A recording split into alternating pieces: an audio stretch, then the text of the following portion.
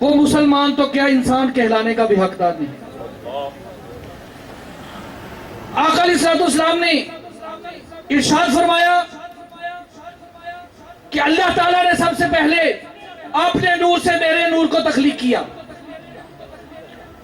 ظاہر ہے جو تخلیق میں اول ہوگا وہ ترتیب میں اول ہوگا، جو ترتیب میں اول ہوگا وہ خدا کے نزدیک ہوگا، جو خدا کے نزدیک ہوگا وہ کامل ہوگا، جو کامل ہوگا وہ اکمل ہوگا، جو اکمل ہوگا وہ افضل ہوگا، جو افضل ہوگا وہ باعث مقصود تخلیق کائنات بھی ہوگا، جو باعث تخلیق کائنات ہوگا وہ باعث تخلیق آدم ہوگا، جو باعث تخلیق آدم ہوگا وہ صاحب معراج ہوگا، جو صاحب معراج ہوگا وہ صاحب براق ہوگا، جو صاحب براق ہوگا وہ دلہائے افلاک ہوگا، جو دلہائے افلاک ہوگا وہ محرم راز افلاک ہوگا، جو محرم راز افلاک ہوگا وہ نبی اول ہوگا، جو نبی اول ہوگا وہ نور اول ہوگا، جو نور اول ہوگا وہ قلم اول ہوگا، جو قلم اول ہوگا وہ ظہور قدسی ہوگا، جو ظہور قدسی ہوگا وہ مصطفیٰ ہوگا، جو مصطفیٰ ہوگا وہ مجتبی ہوگا، جو مجتبی ہوگا وہی حبیب خدا ہوگا۔ نعرہ تکبیر، نعرہ رسالت، نعرہ رسالت، نعرہ رسالت، نعرہ حیدری۔ پیر مرشد کی نگاہ یہ چاہتی ہے ہم سے کہ ہم آقا کے عشق میں اس قدر آگے چلے جائیں کہ ہمیں آقا کی سوا کو سجائی نہ دے۔ کیسے کہ پروانہ حضرت ابو ہریرہ رضی اللہ تعالیٰ عنہ بارگاہ ارسال امام صلی اللہ علیہ وسلم میں تشریف فرما ہے نا، تو آقا کی بارگاہ میں اکثر بیٹھتے، تو آقا نے فرمایا اے ابو ہریرہ تیری ماں گھر ہے، ذرا جا کے اس کا بھی پتہ کرایا کر۔ تو حکم مصطفیٰ صلی اللہ علیہ وسلم تھا، جاتے ہیں اور فوراً واپس آ جاتے ہیں۔ آقا نے فرمایا ابو ہریرہ میں نے تو تجھے کہا تھا اپنی ماں کی خبر لے، تو جلدی آ گیا۔ آقا میں جلدی آ گیا ہوں۔ ہاں ابو ہریرہ تو جلدی آ گیا۔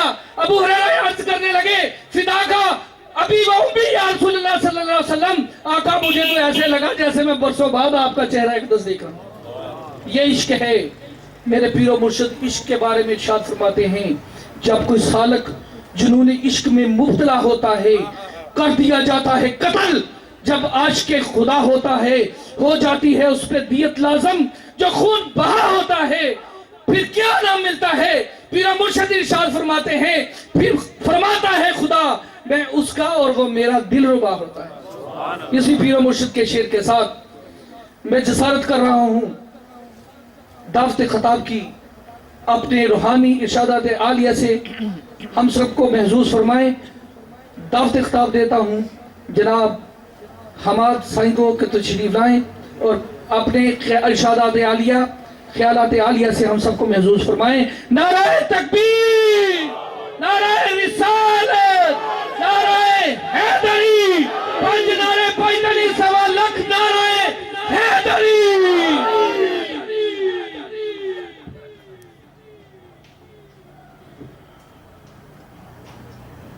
نحمدہ ونصلی علی رسول الکریم، اما بعد فاعوذ باللہ من الشیطان الرجیم، بسم اللہ الرحمن الرحیم۔ تمام اہلیان فیصل آباد کو السلام علیکم۔ یہ مہینہ ربیع الاول کا مہینہ، جشن عید میلاد النبی کا مہینہ، کن کا مہینہ؟ وجہ تخلیق کائنات کا مہینہ۔ کس کا مہینہ؟ جن کے لیے اللہ رب العزت فرماتا ہے کہ پیارے محمد صلی اللہ علیہ وسلم اگر مجھے آپ کو اس دنیا میں بھیجنا مقصود نہ ہوتا تو میں کل کائنات ہی نہ بنا۔ آج کے دور میں، اس دور میں جب آقا دو عالم اس دنیا میں جلوہ افروز ہوئے، کوئی خاص ٹیکنالوجی نہیں تھی. لوگ چاند، تاروں، سورج کو دیکھ کے وقت کا تعین کیا کرتے تھے. اس وقت یہ ہمارے پاس اس وقت کی حدیث، اس وقت کے حوالے، اس وقت کی روایتیں آج ہمارے پاس آئیں کہ اگر آپ کو اس دنیا میں بھیجنا مقصود نہ ہوتا تو میں کل کائنات ہی نہ بناتا. آج سن 2016 میں اگر آقا دو عالم کے لیے وہ ارشاد گرامی، وہ فرمان جو رب العزت فرماتا ہے، اس کو سائنسی دور سے دیکھوں تو میں یہ دیکھتا ہوں کہ جس زمین پر میں اس وقت موجود ہوں یہ اس کائنات کا ذرہ بھی نہیں جس کائنات کا تذکرہ اللہ کر رہا ہے. اللہ جس کائنات کا تذکرہ کر رہا ہے میں اس کائنات میں ذرے کی مانند ہوں، ذرے کا بھی ہزارواں حصہ.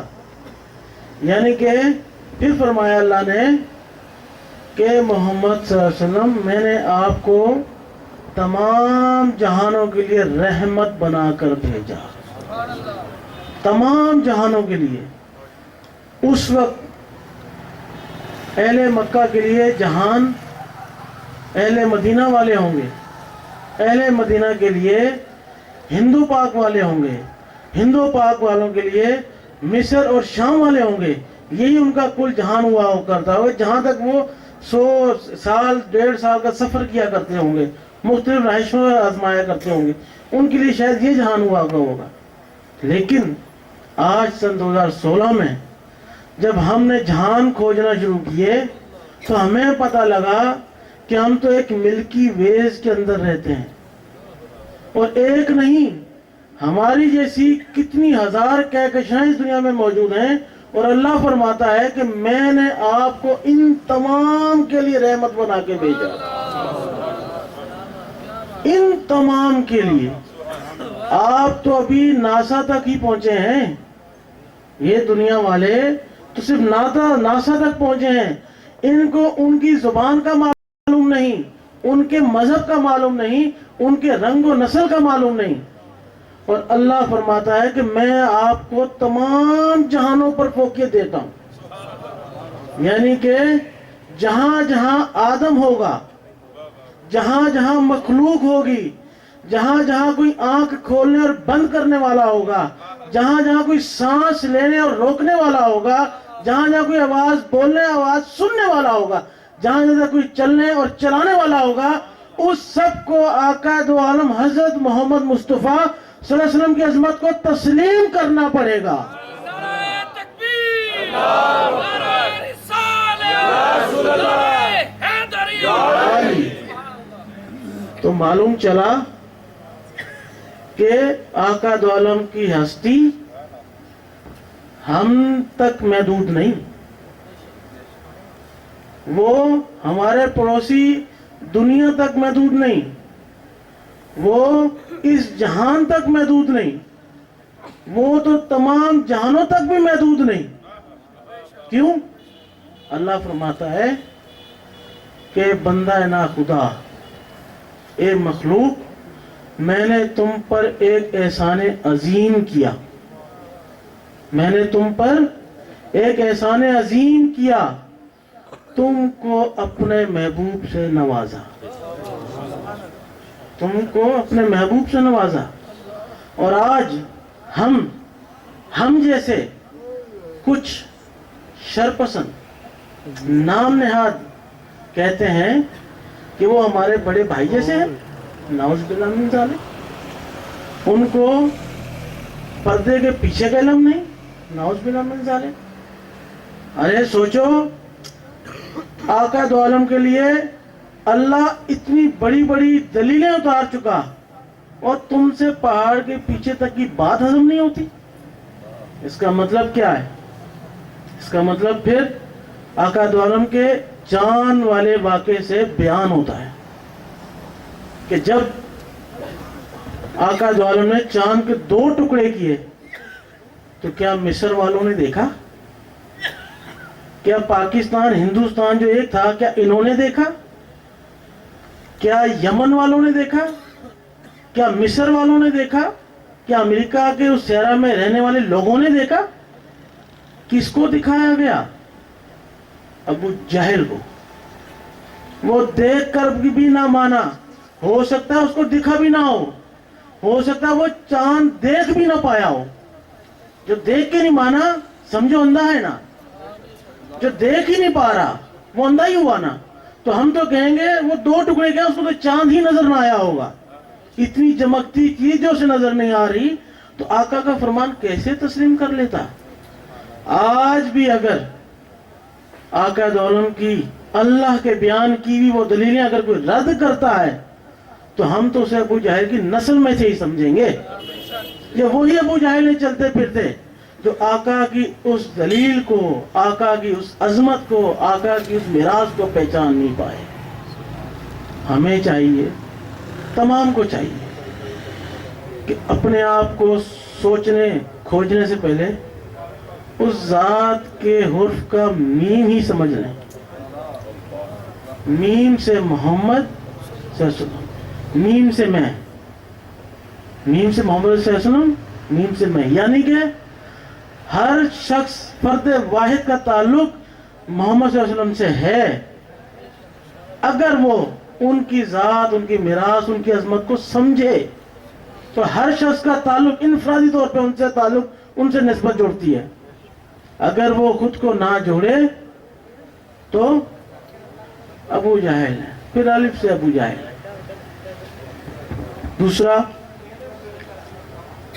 ہر شخص آج کے اس دور میں ہر شخص اللہ، اس کے حبیب کی نسبت کی، محبت کی بات کرتا ہے. بہت اچھی بات ہے، کرتے رہنے چاہیے. یہ تمہارے پیدائش کے وقت بھی کام آئی تھی، تمہارے مر جانے کے بعد بھی کام آئے گی. کرتے رہنے چاہیے، ہم پر فرض ہے. لیکن دیکھا تو جائے کہ ہمیں یہ تمام میراث ملی کس طرح سے ملی. ہمیں اس طرح سے ملی کہ جب ہم کسی کامل ولی کے نسبت میں آئے، کوئی دادا صاحب کی نسبت میں آیا تو اللہ کرنے لگا. کوئی بابا بلے شاہ کی نسبت میں آیا تو دھمال کی صورت میں اللہ کرنے لگا. کوئی کلندر پاک کی نسبت میں آیا تو نگارے کی صورت میں اللہ کرتا رہا.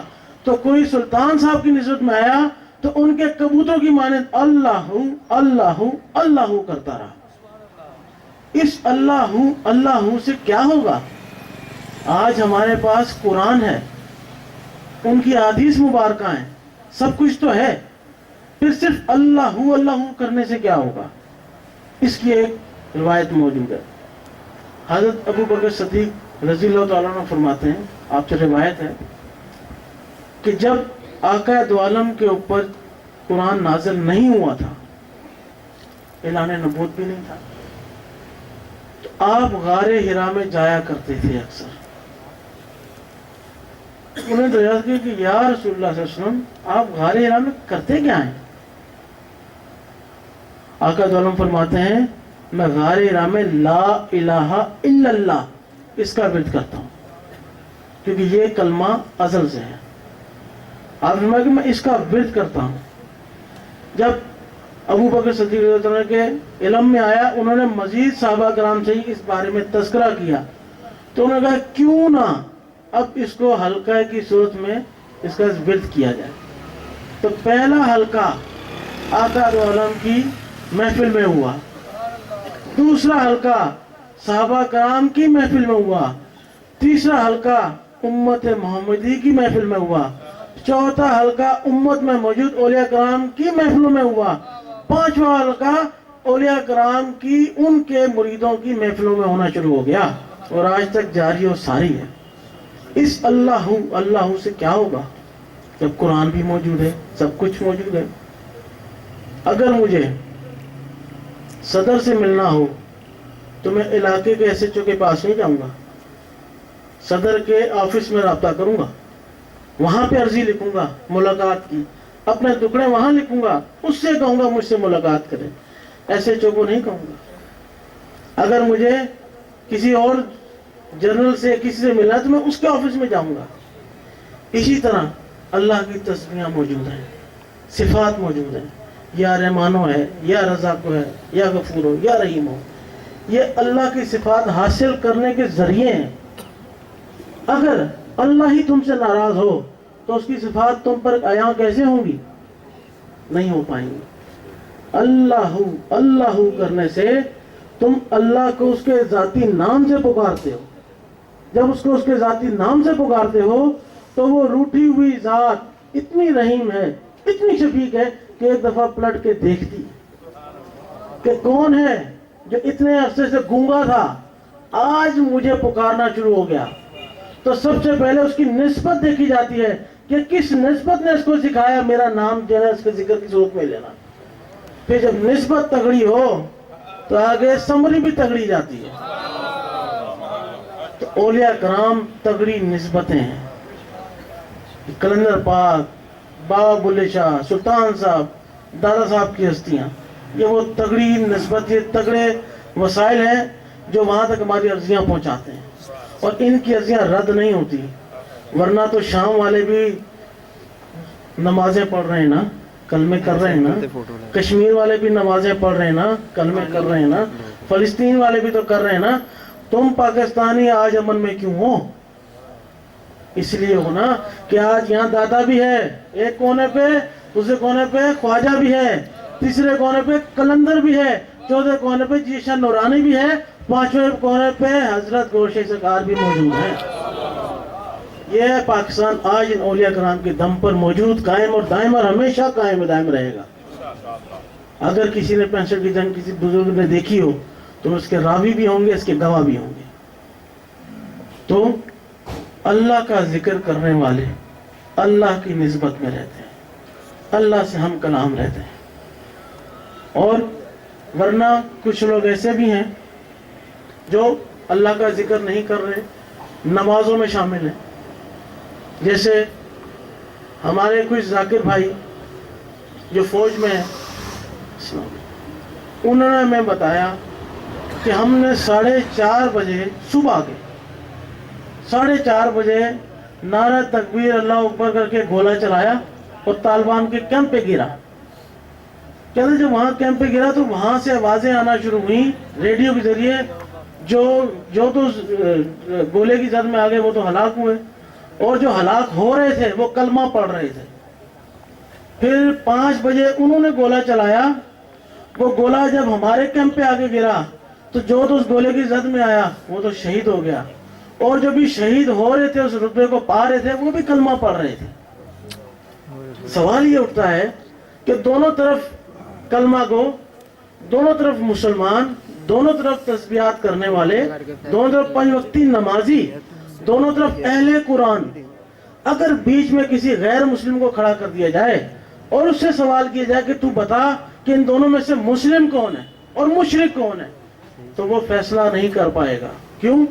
وہ یہ دیکھے گا ادھر بھی گولا چلا تو نعرہ تکبیر کے ساتھ، ادھر سے بھی گولا چلا تو نعرہ تکبیر کے ساتھ، ادھر شہادت ہوئی تو کلمہ طیبہ کے ساتھ، وہاں ہلاک ہوا تو بھی کلمہ طیبہ کے ساتھ. قرآن یہاں بھی موجود تھا، قرآن وہاں بھی موجود تھا. تو وہ اس غیر مسلم سے پوچھو، اس کے لیے فیصلہ کرنا مشکل ہو جائے گا. لیکن اولیاء کرام نے یہ گتھی اللہ کے نور سے حل کر دی. سبحان اللہ. کیسے؟ کہ جو اہل حق ہوتے ہیں، جو علماء حق ہوتے ہیں، جب وہ اپنا بیان کرتے ہیں تو سنی، شیعہ، وہابی، دیوبندی، چھ مسلم، چھ کافر سب کو ایک پلیٹ فارم پہ اکٹھا کر دیتے ہیں. لیکن جو علماء سو جب وہ بیان کرتے ہیں تو وہ سنی، شیعہ، وہابی، دیوبندی، کافر، مشرک، مرتد اس قسم میں تبدیل کر دیتے ہیں. اسی طرح سے جو حق پر ہوں گے وہ امن پیدا کریں گے، جو حق پر نہیں ہوں گے، باطل ہوں گے، وہ آپ کو فرقوں میں اور قومیت میں، نسلوں میں تقسیم کر دیں گے. اسی طرح سے فوج جو تھی وہ ان کو اگر مارتی ہے تو امن پیدا کرتی ہے، تمہارے لیے امن پیدا کرتی ہے، تمہارے خطے کے لیے امن پیدا کرتی ہے. اور وہ لوگ مارتے ہیں تو نام نہاد ہوتے ہیں، اپنا ایجنڈا پورا کرنے کے لیے، باطل کے لیے ہوتے ہیں، اپنے مضمون مقاصد کو پورا کرنے کے لیے. تو ہلاک در ہلاک ہوتے رہے، یہ شہید در شہید ہوتے رہے. سبحان اللہ. تو یہ فرق تھا ان میں اور ان میں. یہی فرق ہے اولیاء کرام میں، علماء حق میں اور باطل میں. اس باطل کو اور حق کو سمجھنے کے لیے ایک کسوٹی ہے. وہ کسوٹی کیا ہے؟ اگر میرے پاس کمپاس ہو اور مجھے سمت کا تعین کرنا ہو تو میرے لیے آسانی ہوگی. کیوں؟ کیونکہ وہاں پہاڑ ہے مقناطیس کا اور کمپاس میں چھوٹا سا مقناطیس ہے. یہ اس کو اپنی طرف کھینچتا ہے. یہ ہے پیمانہ اس کو دیکھنے کا، پرکھنے کا. اگر آپ کے دل میں رب کی ذات ہے، اس کا نور موجود ہے، تو رب آپ کو اپنی طرف کھینچے گا، اپنے اعمال کی طرف کھینچے گا، اپنے فرمان کی طرف کھینچے گا، اپنے اراکین کی طرف کھینچے گا، اپنے بزرگیدہ لوگوں کی طرف کھینچے گا، اپنے بھیجے ہوئے امتی جو مومن کی صورت میں ان کی طرف بھیجے گا، ان کی طرف کھینچے گا. لیکن اگر اس دل میں شیطان ہوا، لالچ کی صورت میں، حسد کی صورت میں، بغض کی صورت میں، دنیا داری کی صورت میں، جھوٹ فریب کی صورت میں، تو پھر یہ آپ جس مقناطیس کی طرف اسی طرف جائیں گے. پھر شیطان آپ کو اپنی طرف کھینچے گا، آپ کا رخ بھی اسی طرف ہو جائے گا. اس کے لیے فرمایا کہ دلوں کی پہچان نور سے ہوگی، امتی کی پہچان نور سے ہوگی. جب کفار نے کہا ہم ایمان لے آئے تو آقا عالم پہ فوراً وحی نازل ہوئی کہ محمد صلی اللہ علیہ وسلم ان سے کہہ دیجئے کہ انہوں نے صرف کلمہ پڑھا ہے. مومن تب بنیں گے جب ان کے دلوں میں نور داخل ہوگا. یعنی کہ اسی وقت بتا دیا گیا کہ مسلم اور مومن میں فرق. مسلم وہ ہوگا جو باطل ہوگا. مولا علی مشکل کشا نماز پڑھ رہے تھے، اس کے پیچھے قتل کرنے والا جس کی وجہ سے آپ شہید ہوئے وہ بھی نمازی ہی تھا، کلمہ گو ہی تھا، سب کچھ تھا وہ. تو وہاں سے پہچان ہوئی کہ کلمہ گو اگر آپ کے پیچھے ہو، نور سے خالی ہو، تو وہ قاتل ہوگا، وہ شکل با یزید ہوگا. اور آپ کے دل میں اگر نور ہے تو مثل آپ مولا علی ہو سکتے ہیں، مثل امام حسن حسین ہو سکتے ہیں، مثل 4 صحابہ ہو سکتے ہیں، مثل اولیاء کرام ہو سکتے ہیں. تمام کا تعلق نور سے ہے. اللہ فرماتا ہے کہ میں تیری شہرک سے بھی نزدیک ہوں. شہرک سے نزدیک کیا ہے؟ آپ کے دل کے علاوہ شہرک سے نزدیک کیا ہے؟ اللہ فرماتا ہے کہ میں کل کائنات میں نہیں سماتا، لیکن صرف بندہ مومن کے دل کے دل. وہ بندہ مومن کے دل میں سماتا ہے، اور بندہ مومن کا دل مثل کعبہ ہوتا ہے. یہ دل مثل کعبہ ہے، اس کے اندر رب کی ذات ہے. اور اگر اس میں رب کی ذات نہیں تو مثل یزید ہی ہے، مثل ابو جہل ہے، جو اولیاء کرام کی پہچان نہیں کر پایا، حق کی پہچان نہیں کر پایا. تو اپنے دلوں کو اللہ اس کے نور سے بیدار رکھیں. آقا عالم کی ذات کی محبت آپ کے لیے حق اور حق کو سمجھنے کا پیمانہ ہے. وما علینا الا البلاغ. سبحان اللہ. حضرت صاحبزادہ حماد گوہر شاہی صاحب اپنے خیالات کا اظہار فرما رہے تھے کہ جیسے انہوں نے اپنے خیالات میں دل کی بیداری کا بتایا، دل کی روشنی کا بتایا کہ اپنے دلوں کو اللہ کے ذکر سے مزین کر لو، اللہ کے ذکر سے روشن کر لو.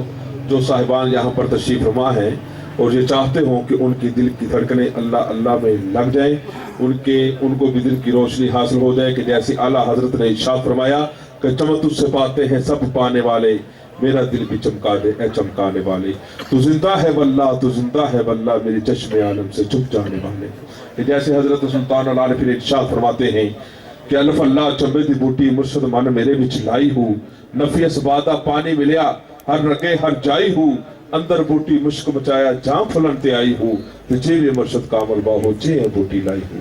اگر وہ اس میں ذات اللہ کی بوٹی لگوانا چاہتے ہوں، اپنے دل کو اللہ کا گھر بنانا چاہتے ہوں، اپنے اس دل کو اللہ کی معرفت کا ٹھکانہ بنانا چاہتے ہوں، تو پیر مرشد کے خصوصی اذن یافتہ آپ کو اللہ کا ورد کرائیں گے. آپ پیر مرشد کے صاحبزادے حضرت صاحبزادہ حماد سائیں کے ساتھ مل کر اللہ کو ورد کریں گے. آپ لوگوں کو ذکر قلب کی دولت مل جائے گی. جو حضرات اس ذکر کو حاصل کرنا چاہیں اور وہ چاہتے ہوں کہ ان کے دل کی خالی دھڑکن جو ٹک ٹک کر رہی ہے وہ اللہ میں منتقل ہو جائے، تو وہ میری آواز کے ساتھ آواز ملائیں. ایک دھڑکن کے ساتھ اللہ، دوسری کے ساتھ ہو. اگر کوئی اکثر جیسے ہم پیر پرست لوگ ہیں، پیروں کو ماننے والے لوگ ہیں، ہمارے مرشد بھی ہوا کرتے ہیں، ہمارے پیر بھی ہوا کرتے ہیں۔ اگر کوئی کسی مرشد سے وابستہ ہے تو وہ یہ تصور کرے کہ ان کے مرشد اپنی شہادت والی انگلی سے آپ کے دل پر لفظ اللہ لکھ رہے ہیں۔ اور اگر کوئی کسی دربار سے وابستہ ہیں تو وہ یہ تصور کریں کہ اہل دربار اس کے دل پر شہادت والی انگلی سے لفظ اللہ لکھ رہے ہیں۔ اور اگر کوئی کسی پیر سے، کسی فقیر سے، کسی بزرگ سے وابستہ نہیں ہے تو وہ پھر حضرت گوھر شاہی صاحب کو آزمائے کہ حضرت گوھر شاہی اپنی شہادت والی انگلی سے آپ کے دل پہ لفظ اللہ لکھ رہے ہیں۔ طریقہ کار بہت آسان، یہ نہ سوچیے گا کہ آپ کو کہیں بیعت ہو رہی ہے، یہ نہ سوچیے گا کہ اب ان کے مرید ہو گئے تو حاضریاں لگانی پڑیں گی، آنا جانا پڑے گا۔ کوئی سلسلہ نہیں ہے، نہ کوئی بیعت ہے، نہ کوئی پیری فقیری ہے۔ اگر کسی نے CSS کا ایگزام دیا ہو تو اس کے اندر ایک ایسا بھی سوال کیا جاتا ہے جو اس روٹین کے مطابق نہیں ہوتا، نہ وہ سلیبس میں ہوتا ہے، پھر بھی اسے کر لیا جاتا سوال۔ وہ سوچتا ہے کہ میں تو یہاں پر پیپر دینے آیا تھا، ان کو انٹرویو دینے آیا تھا، یہ تو مجھے الٹا سیدھا ایک سوال کر لیا۔ لیکن جب وہ اس ایگزام میں پاس ہو جاتا ہے، اپنے پوزیشن پہ پہنچتا ہے، تو پھر اسے وہ اس کا جو سوال تھا اس کا جواب دیا جاتا ہے کہ یہ تمہارے لیے خالی نہیں تھا، اس کا بھی کوئی مقصد تھا، ٹھیک ہے نا، وہ ایک ایکسٹرا پیپر لگتا ہے۔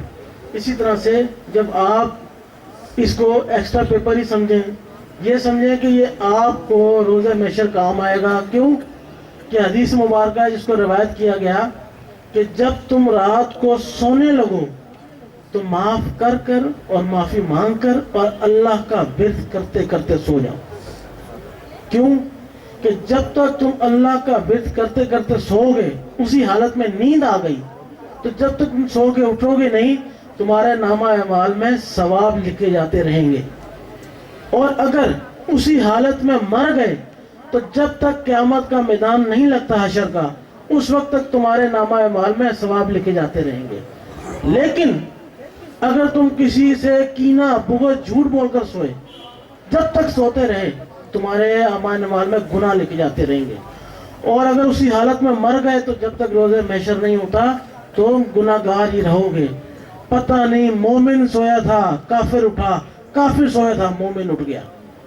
ہماری زندگی 30 سال کی ہوگی، 40 سال کی، 50 سال کی، 50 سال ثواب کیے ہوں گے جب رات کو کسی کو بغض کر کے سوئے، کسی کے لیے برائی سوچ کے سوئے، اور اسی حالت میں اگر مر گئے، پتہ نہیں کتنے 100 سال پڑے آگے روزے محشر میں۔ ہماری پوری زندگی 50 سال کی زندگی تو مکمل ہی ہو جائے گی، آگے تو تمام گناہوں میں چلے جائیں گے۔ لیکن اگر اللہ کا ذکر، اس کی یاد میں سو گئے، اس کو یاد کرتے کرتے اس کی ورد میں ہی سو گئے، تو جب تک سو کے اٹھے نہیں ثواب میں رہے، اور تا قیامت اگر مر گئے تو جب تک وہاں پہ محشر میں نہیں اٹھے اس وقت تک ثواب دار ہی رہے نا۔ تو ہو سکتا ہے 30 سال کی ہماری زندگی گناہوں میں گزری ہو، لیکن آگے کے 100 سال، آگے کے 200 سال ہمارے ثواب میں چلے جائیں۔ کتنی بڑی کاؤنٹنگ ہے، کتنا بڑا حساب ہے جو ملٹی پلائی ہوتا رہے گا اس کے نام پر۔ تو اس لیے کوئی پیری فقیری نہیں ہے، کوئی بیعت کا سلسلہ نہیں ہے، یہ بھی نہیں ہے کہ آپ کو ہمارے جیسے سوٹ پہننے پڑیں گے، یہ بھی نہیں ہے کہ آستانوں پہ یا آفسوں میں چکر لگانے پڑیں گے، نہیں۔ آپ جہاں پر ہوں، جیسے ہوں، اگر آپ مرشد سے وابستہ ہیں تو اپنے مرشد کے قدموں میں جا کے بیٹھیے گا، ان کے قدموں میں بیٹھ کے اللہ کا ذکر کیجیے گا، وہ بھی اللہ والے، آپ بھی اللہ کا ذکر کریں گے، تو ایک رغبت پیدا ہو جائے گی۔ اسی طرح جب آپ دربار پر جائیں گے، کسی بھی دربار پر جو بھی آپ کو نزدیکی ہو یا کہیں گھومنے کے لیے جائیں، دربار نظر آئے وہاں پہنچ جائیں، ان کے دربار پر جائیں، وہاں بیٹھ کر اللہ کا ذکر کریں، وہ بھی اللہ والے، آپ بھی اللہ والے۔ جو ایک سلسلہ بنے گا وہ اللہ کی طرف سے ہوگا۔ اگر کوئی چاہتا ہے کہ اس اسم کو حاصل کرے تو پھر وہ میری آواز کے ساتھ آواز ملائے اور دل پہ لفظ اللہ تصور کرتا ہوا، ایک دھڑکن کے ساتھ اللہ، دوسری کے ساتھ ہوں کرے۔ بسم اللہ، اللہ ہوں، اللہ ہوں، اللہ ہوں، اللہ ہوں، اللہ ہوں، اللہ ہوں، اللہ ہوں، اللہ ہوں، اللہ ہوں، اللہ ہوں، اللہ ہوں، اللہ ہوں، اللہ ہوں، لا الہ الا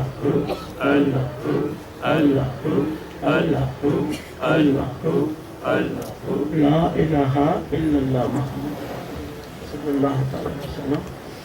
اب جو حضرات جیسے میں جوانوں کو بھی دیکھ رہا ہوں اکثر موٹر سائیکل پہ سواری کرتے ہیں. آج کل ہیلمٹ کا ضرورت ہے, ہیلمٹ بھی پہنتے ہیں. اب ہیلمٹ پہننے کے بعد انسان پیچھے والے سے غائب ہو جاتا ہے. اب وہ خاموش ہے, کسی سے بات نہیں کر سکتا, تو پھر وہ کیا کرے؟ وہ اللہ کا ذکر کرے. اللہ اللہ چلتے پھرتے اللہ کا ذکر کرے. رات کو سونے لگیں تو میری عمر کے یا میری عمر سے تھوڑی پیچھے عمر کے لڑکے فیس بک کا استعمال کرتے ہیں آج کل. جب اس سے بھی فارغ ہو جائیں فیس بک سے, جب نیند آنے لگے, اونگ آنے لگے, تو اس وقت جب تک آپ سو نہ جائیں اللہ کا ذکر شروع کر دیں. اللہ اللہ. جب کسی ایسی جگہ سے گزرے جب دل میں خوف آئے, اس خوف کی صورت میں اللہ کا ورد سٹارٹ کر دیں. جب کبھی خوش ہوں, کوئی خوشی حاصل ہو, تب شکرانے کے طور پہ اس کا ذکر کرنا شروع کر دیں. اللہ. جو پابندی سے نماز پڑھتے ہیں وہ ہر 5 وقت کی نماز کے بعد 5 منٹ اتحیات ہی کی حالت میں بیٹھ کے ایک دھڑکن کے ساتھ اللہ, دوسرے کے ساتھ اللہ اللہ کا ورد کریں جب تک دل کرتا ہے. جو کسی وجہ سے نماز نہیں پڑھ پائے, جو ڈیوٹی والے حضرات ہوتے ہیں, وہ اس نماز کی ٹائمنگ کے وقت جو نماز نہیں پڑھ پا رہے, وہ کم از کم خاموشی میں کھڑے ہو گئے اللہ کا ذکر شروع کر دیں. اللہ اللہ. کم از کم نماز کا کفارہ تو ادا ہو جائے گا نا اللہ کا ذکر کرنے سے. بہتر ہے کچھ نہ کرنے سے کچھ تو کیا نا. اس کی فرائض ادا نہیں کر پایا, اس کا نام لے کے اس کا ذکر تو کر لیا نا. جب ٹائم ملے تو نمازیں بھی ادا ہوتی رہیں گی. تو اس لیے اس ذکر کو فوقیت دیں. کیوں کہ یہ پہلی سنت ہے, تمام سنتوں میں پہلی سنت اللہ کا ذکر جو آپ نے غار حرا میں کیا. اور پھر مسجد نبی میں ایک دفعہ حضرت ابو بکر صدیق رضی اللہ عنہ سے روایت ہے کہ ایک دفعہ ہوا یہ کہ آپ مسجد نبی سے نکلے باہر اور کہا کہ جس نے آج دنیا جہان کی کنجیاں اور بادشاہ لوٹی ہیں وہ لوٹ لو. مدینے کے لوگ سمجھے شاید ان کے ہاتھ میں کوئی بہت بڑا خزانہ لگ گیا جو آج تقسیم کریں گے. وہ جب مسجد نبی میں داخل ہوئے تو دیکھا کوئی صحابہ کرام بیٹھ کے کلمہ طیبہ کا ورد کر رہے تھے. کہا کہ ابو بکر یہاں پہ تو کہیں پہ خزانہ نہیں ہے. کہنے لگے کہ یہ جو محفل ہے یہی وہ خزانہ ہے, اس کو لوٹ لو. جب یہ تمہارے دل میں اتر گیا تو اللہ تم پر مہربان ہو جائے گا. پھر رزق بھی حلال, کام بھی حلال, کاروبار بھی حلال, دنیا داری رشتے دار بھی حلال. ورنہ تو کسی کی کوئی گارنٹی نہیں, پتہ نہیں کون کب کیسے کس جہان میں کیسے اتر جائے. ہم جن کے پیچھے نمازیں پڑھتے ہیں کل پتہ لگتا ہے جی وہ خود کے شملہ اور نکلا ہے. ہم نے 2 فرض نماز پڑھی تھی, جب نوافل اور دوسرے شروع ہوئے تو اس نے خود کو اڑا دیا. آج کل کسی کی گارنٹی نہیں. گارنٹی صرف رب کی ذات کی, گارنٹی صرف آقا عالم کی ذات کی, گارنٹی صرف اس کے نور کی. جو گارنٹی ہے, جس کی گارنٹی ملتی ہے اسی کو لو نا.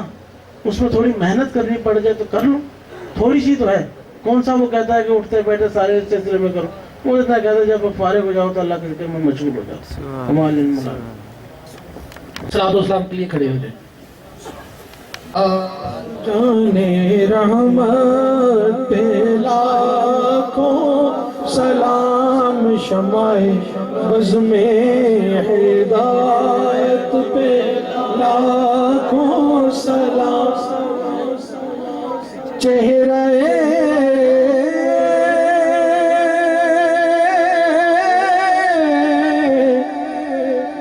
مصطفیٰ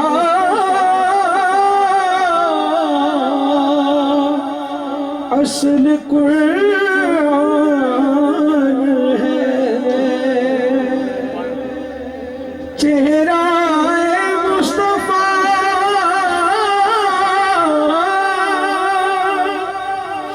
اصل قرآن ہے. چہرہ مصطفیٰ اصل قرآن ہے.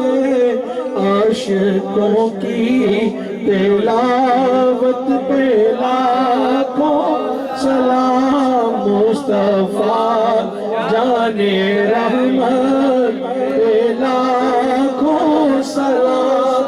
شمع بز میں ہدایت پہ لاکھوں سلام. تیرے روزے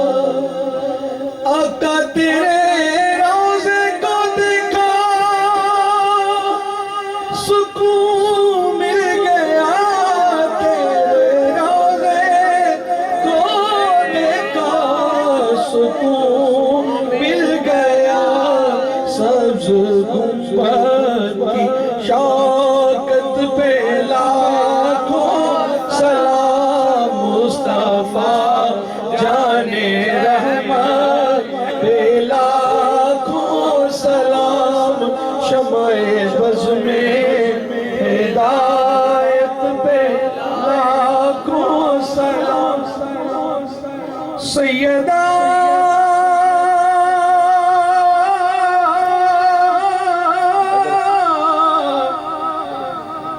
زہرا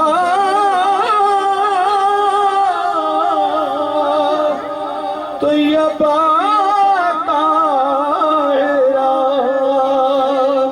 سیدہ زہرا طیبہ طاہرہ، جانے احمد کی راحت پہ لاکھوں سلام، مصطفیٰ جانے رحمت پہ لاکھوں سلام، شمع بز میں ہدایت پہ لاکھوں سلام، حبیبی یا رسول اللہ،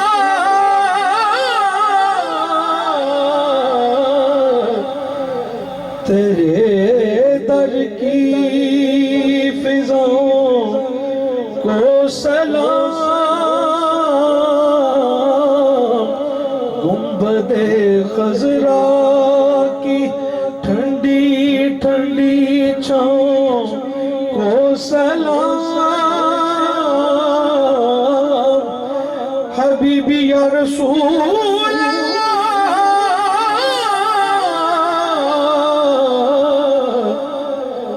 آقا دید لئی اکھیاں دا بوا کھولیا،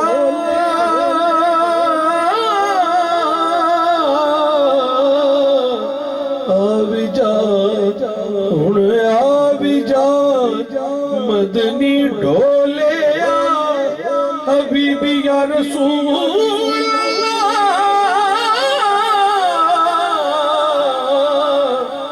آقا جے ویکھاں میں عملہ والے تے کچھ نہیں میرے پلے، تے جے ویکھاں تیری رحمت والے تے بلے بلے بلے تیرے ٹکڑوں یا رسول اللہ،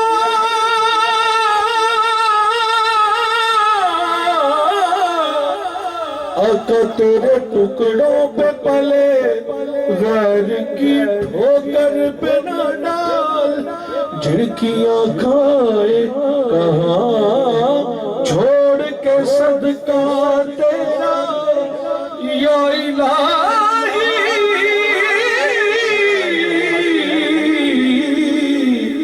صدقہ آل رسول، یہ سلام عاجزانہ ہو قبول،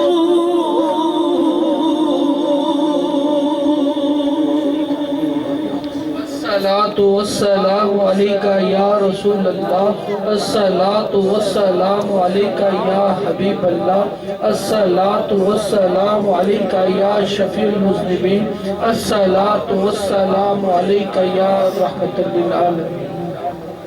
حضرات گرامی، ہمارے نہایت ہی سینئر ساتھی محمد فیصل قادری صاحب کے والد گرامی کا آج انتقال ہو گیا، نماز جنازہ بھی تھی، تو ان کے لیے خصوصی طور پر فاتحہ شریف پڑھ کر آج شبیر بھائی کی ملت فرما لیں، اور اس کے علاوہ بہت سارے ساتھیوں نے دعاؤں کے لیے کہا ہے، جو نیک تمنائیں ہیں وہ دلوں میں اللهم صل على سيدنا مولانا محمد وعلى آل سيدنا مولانا محمد وبارك وسلم وصلي عليه ربنا آتنا في الدنيا حسنة وفي الآخرة حسنة وقنا عذاب النار۔ یا اللہ، یہ جو محفل پاک منعقد کی گئی اپنی بارگاہ قبول فرما، اس میں ہم سے جو خامیاں کوتاہیاں درگزر معاف فرما۔ یا اللہ، جو فاتح خانے کی گئی اپنی بارگاہ قبول فرما، اس کا ثواب حضور پاک کی میں قبول فرما۔ حضور پاک کے والدین کی خدمت قبول فرما، حضور پاک کے تفیعات، اخلاق سبیلہ پیغمبر، صحابہ پاک، ازواج پاک، آل پاک، پیغمبر پاک، شہداء کربلا کی خدمت قبول فرما، 4 یار 12 امام 14 معصومین، حضرت مولا علی امام حسن حسین کی خدمت قبول فرما، حفظ سلطان کی خدمت قبول فرما، تمام ذاکرین ذاکرات دنیا جا چکے ہیں ان کے ثواب قبول فرما، یا اللہ ان کے درجات کو بلند فرما، بالخصوص جن کے لیے آج فاتح کے لیے کہا کہ دعا اصال ثواب کے لیے ہمارے فیصل بھائی کے والد کے روح کے ثواب پیش قبول فرما، یا اللہ انہوں نے جو بھی زندگی میں غلطیاں کو تعین معاف فرما، اور جو نیکیاں کی اپنے شان عظیم کے صدر اجر عظیم عطا فرما، تمام امت مرحومہ کے روح ثواب قبول فرما، جو اس محفل بیٹھے جو بھی ان کے عزیز و دار والدین فوت ان کے روح ثواب قبول فرما،